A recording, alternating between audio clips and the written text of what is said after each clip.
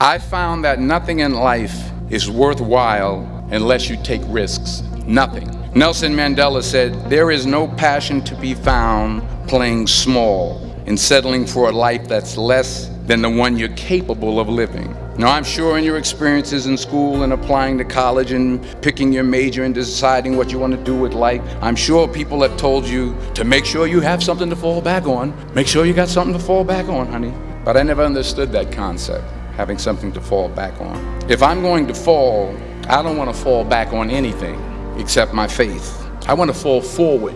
I figure at least this way I'll see what I'm going to hit. Fall forward. This is what I mean. Reggie Jackson struck out 2,600 times in his career, the most in the history of baseball. But you don't hear about the strikeouts. People remember the home runs. Fall forward. Thomas Edison conducted 1,000 failed experiments. Did you know that? I didn't know that. Because the 1,001st was the light bulb. Fall forward. Every failed experiment is one step closer to success. You've got to take risks, and I'm sure you've probably heard that before, but I want to talk to you about why that's so important.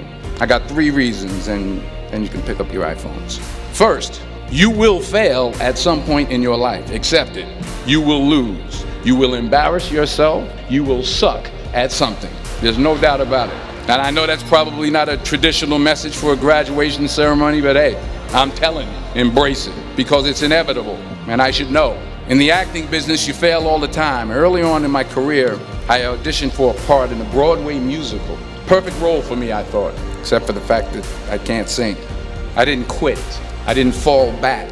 I walked out of there to prepare for the next audition, and the next audition, and the next audition. I prayed, and I prayed, but I continued to fail and fail and fail. But it didn't matter, because you know what? There's an old saying, you hang around the barbershop long enough, sooner or later you're gonna get a haircut. So you will catch a break.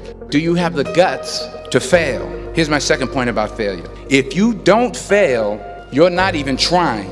I'll say it again. If you don't fail, you're not even trying. My wife told me this great expression. To get something you never had, you have to do something you never did. You've invested a lot in your education, and people have invested in you. And let me tell you, the world needs your talents. Man, does it ever.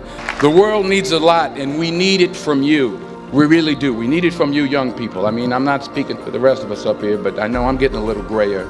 We need it from you, the young people, because remember this. So you got to get out there. You got to give it everything you got, whether it's your time, your talent, your prayers, or your treasures. Because remember this, you will never see a U-Haul behind a hearse. I'll say it again. You'll never see a U-Haul behind a hearse. Now, I've been blessed to make hundreds of millions of dollars in my life. I can't take it with me, and neither can you. So it's not how much you have, it's what you do with what you have.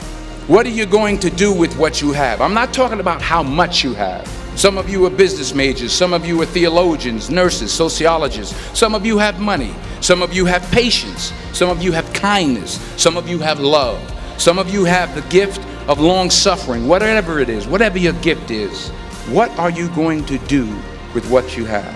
All right, now here's my last point about failure. Sometimes it's the best way to figure out where you're going. Your life will never be a straight path. You know, you're always affected by opinion, but the more opinions there are of you, the less I look at them, because I just can't live my life based upon what other people think about me. So I can't concern myself too much with what other people think. You know, it's just not healthy. I don't think I could continue to do what I do if I was constantly worrying about what somebody thought about it.